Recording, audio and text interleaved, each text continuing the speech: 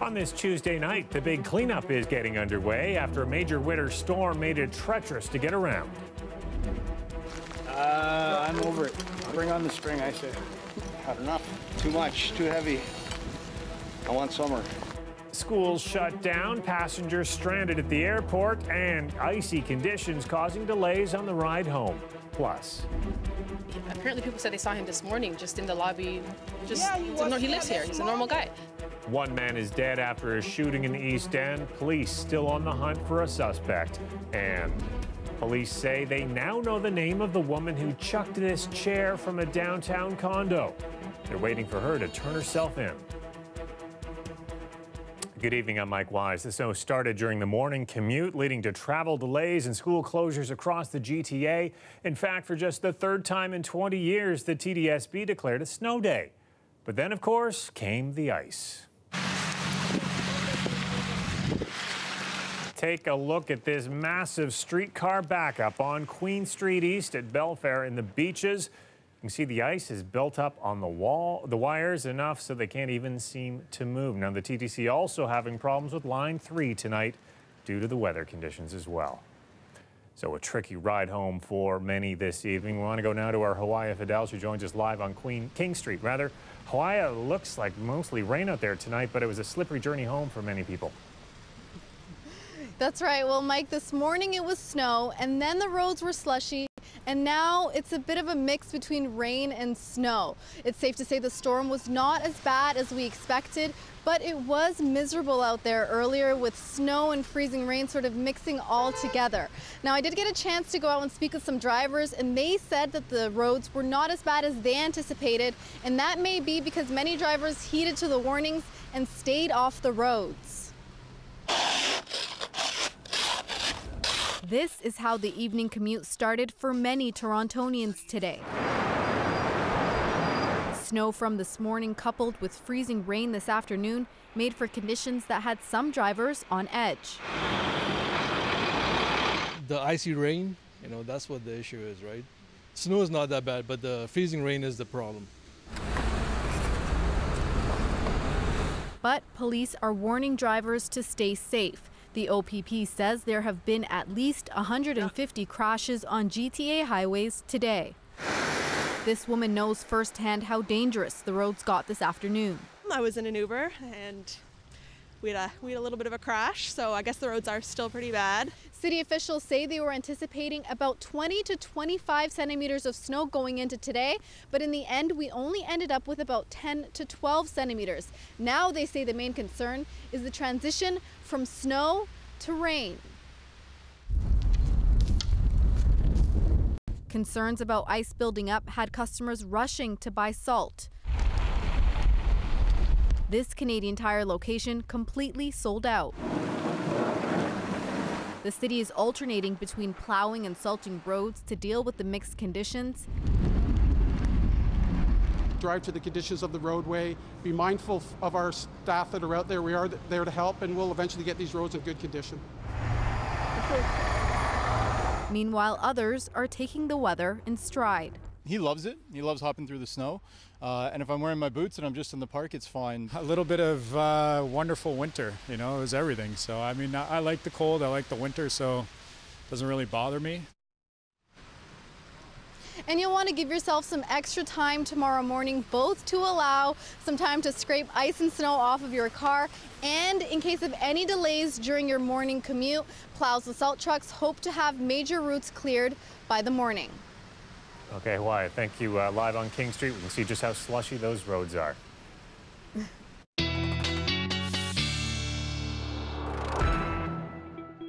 Let's check in live with our Colette Kennedy right now. Colette, we have seen everything in this storm today, and we're going to be seeing it ending anytime soon. Is the good news in all of this, Mike, is that it will be ending soon. But, and we just saw it in that report, we're still getting mixed precipitation within the GTA. And because of that, the various types of winter precipitation, we continue with the winter storm warning for the areas you see in red, and it includes the city.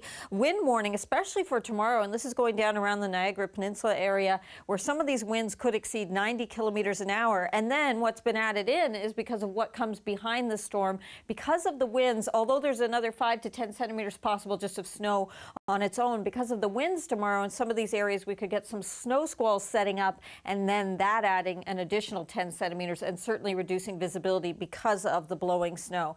Have a look at this mosaic of all these different colors we have, denoting the different types of precipitation. So the white being the snowfall, the green obviously getting into the rain, but the pink, the freezing rain, and the purple being the ice pellets. And we saw that change over from snow to ice pellets a bit earlier than expected, and that's why in the end it'll probably be closer to around that 12 to 15 centimeters and not the upwards of 20 to 25 in here. But I just want to take you in for a closer look, and you can see that for the most part, I know closer to the lake shore it's a bit of a mix, but for the most part it's come back into snow. Hamilton reporting just a little bit of freezing rain. We're still going to get some snow here in the next couple of hours, lighter stuff though, and then this really pushing through. And the temperature showing you right near the freezing mark. Markham though -3 and Oshawa -3, where we're definitely seeing it coming down as that snow. So as we move through the overnight hours, we'll see the bulk of this moving through, and then we just get into scattered flurries for the GTA. However, the winds will get strong or remain strong in some cases, and that's going to set up some of those squalls in the lee of Lake Huron.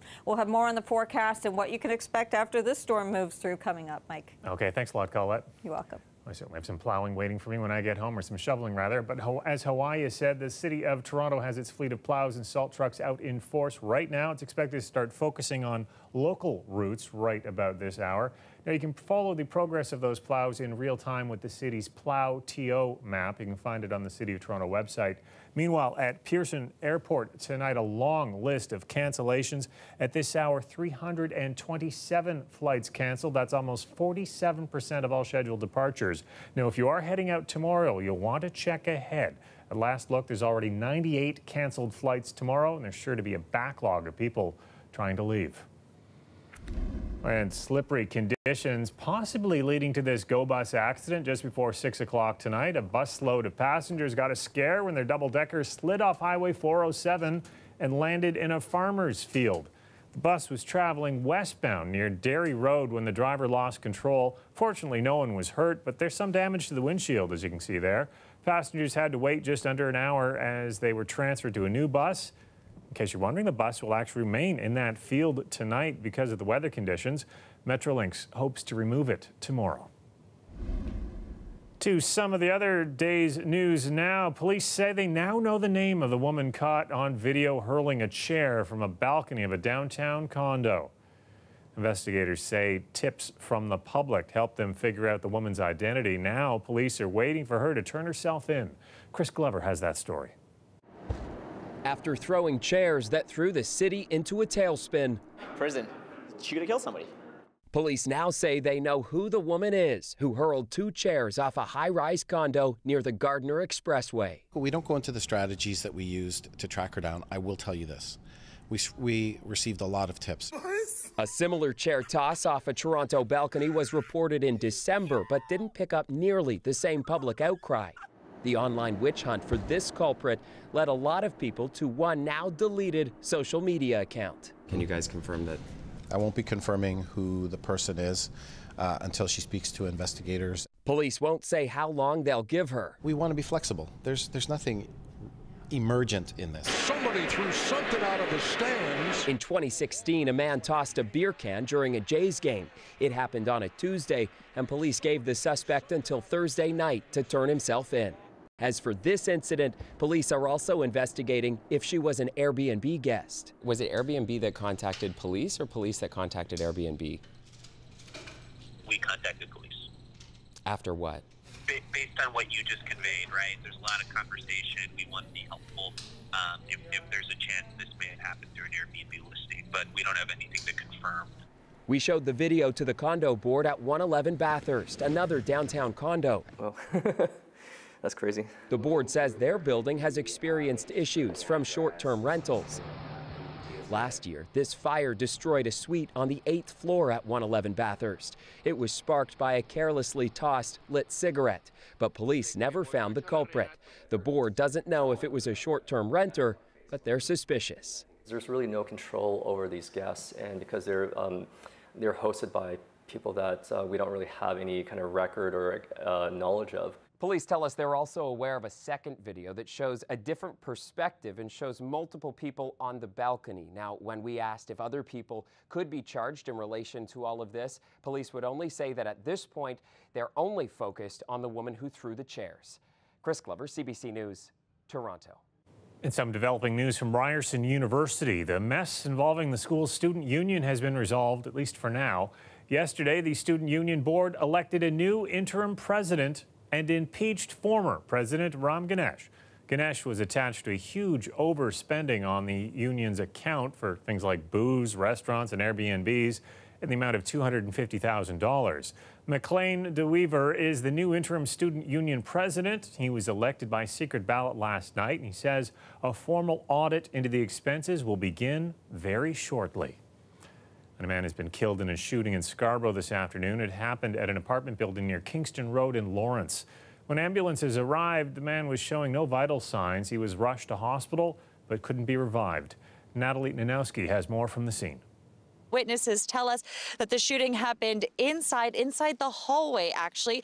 They heard gunshots at around 3 today. When they went outside, they saw that one of the walls in the hallway was riddled with bullets. When police got here, they told us that they found one man. He was suffering from multiple gunshot wounds, and he didn't have any vital signs, so they did perform CPR and try to revive him, but that failed, and he was pronounced dead at the scene. Now, 2 of the women I spoke to here just outside of the building not too long ago, they told me that the victim is in his 20s. He's well known in this community, and he's actually an aspiring rapper.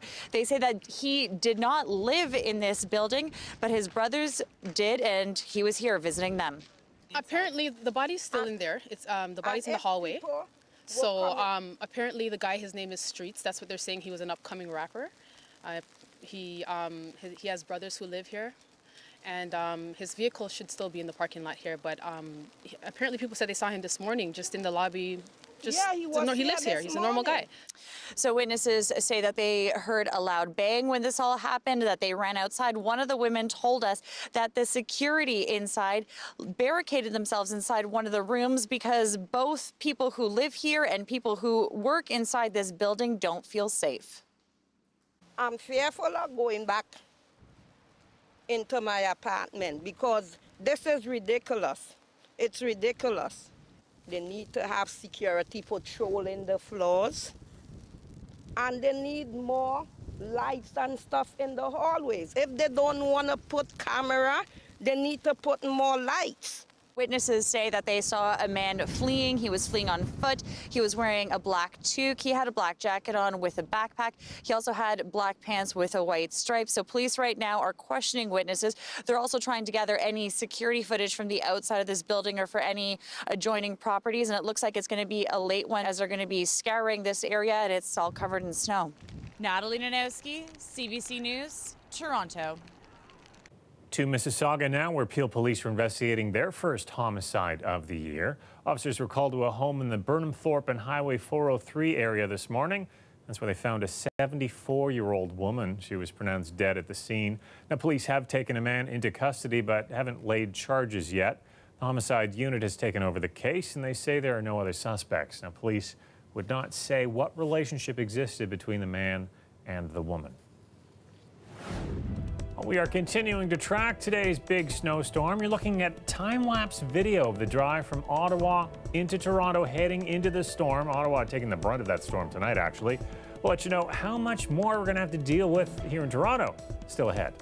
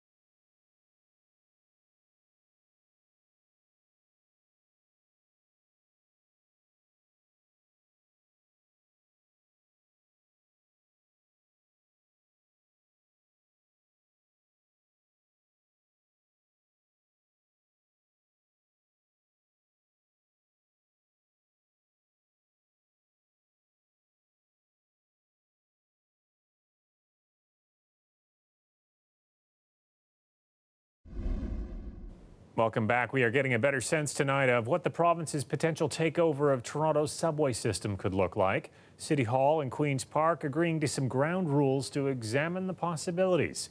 In a new agreement, a joint group will look at 3 possible outcomes. One is Premier Doug Ford's proposal that a full transfer of the subway go to Ontario. The second suggests the province take on all subway infrastructure, including maintenance of new and existing lines. But it would leave operations in the hands of the city. The third would have the city maintain ownership, but Ontario would take on any expansion going forward. The Ford government said a takeover is meant to speed up new projects. Ford himself issued a statement today saying construction has been, quote, stuck in red tape for years. We have a story now about efforts to preserve not just a neighborhood tree, but the memories behind that particular tree. It was planted in honor of a young man who never returned home from the war. And as Lisa Shing tells us, a city councillor says something special needs to be done to keep that tree's story alive. If you get the chance, for Christ's sakes, don't get on this side of the water. A letter from Sylvia Irwin's uncle, Keith Hodgkinson, sent back to Canada during the Second World War, days before his plane crashed overseas. That was 76 years ago. Irwin was 6. I can remember my mother crying, and here I go, I'm going to get emotional. You know? So I've done a lot to look up and keep that memory alive. Irwin's research uncovered old letters, photos, and mementos. What she didn't know, there's a legend rooted in her family's old West End neighborhood. The story is her grandmother planted this elm tree in memory of her son, Irwin's uncle. And do you remember this tree being here? Oh yeah, because it used to go right over the veranda. Yeah, before it was that big. Yeah, the branches used to go right over the porch. Yeah, it was lovely. She definitely planted the tree, but why she planted it, I don't know. Grandmother, I'm glad. Not until CBC called after hearing the story from an old neighbor, Bob Carswell. It's gentle buds to wake anew, a memory of a son parents once knew. Carswell recently found an old poem he wrote about the tree after hearing the story himself 25 years ago. It sounded such an appealing story. Now he wants the tree preserved, especially since coincidentally there are 6 other trees planted across the street for veterans who died after the First World War. That's something that could, I guess, be an image for all of the people who fought so hard. It's always nice to know that these boys are remembered. Now, Councillor Francis Nunziata is looking into a heritage designation for that very reason. Lisa Shing, CBC News, Toronto. We'll take a look at this time lapse of the CN Tower throughout the day. We could soon be nearing an end to the steady barrage of snow and rain we've seen. Colette will time it all out for us after the break. Goodbye, CN Tower.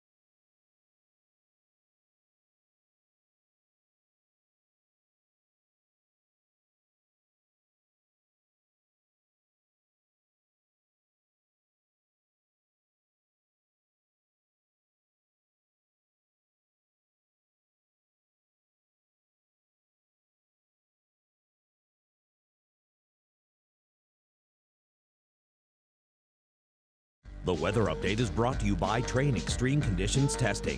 It's hard to stop a train, really hard. Train, the most reliable heating and cooling brand.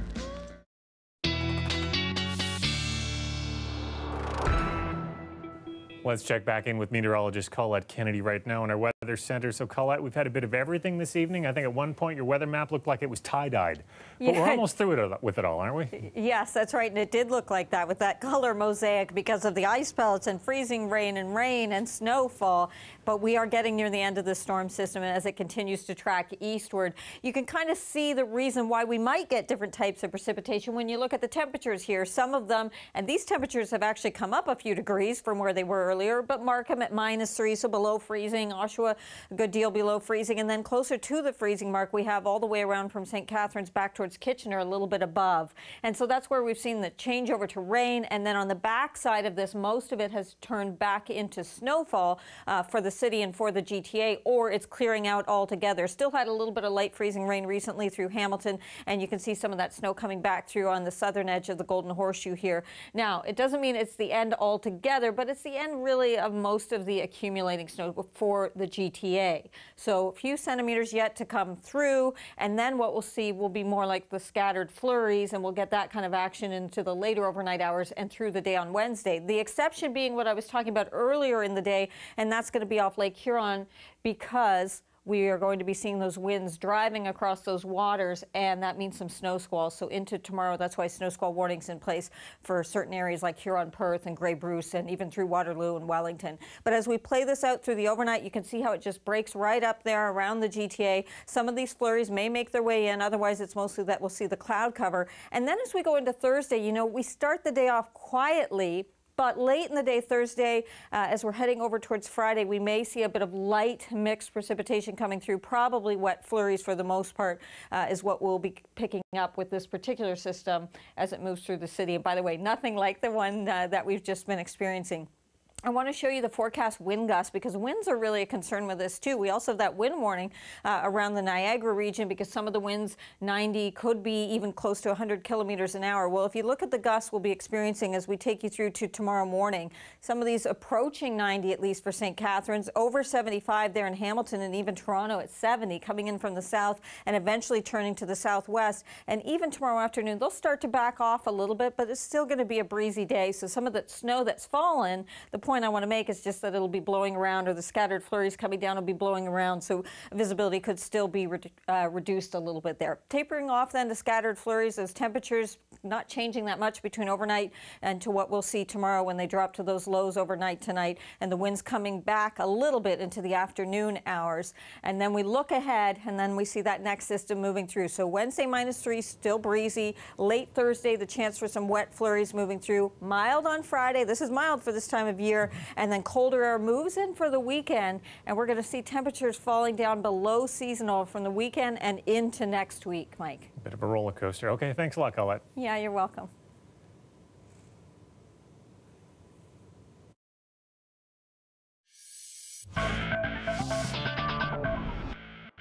Well, the Leafs on the road in Colorado tonight. Well, they needed to work on their power play unit, and they're getting a lot of practice tonight. Let's pick it up in the second game tie. John Tavares with the pass to Austin Matthews. He buried it there.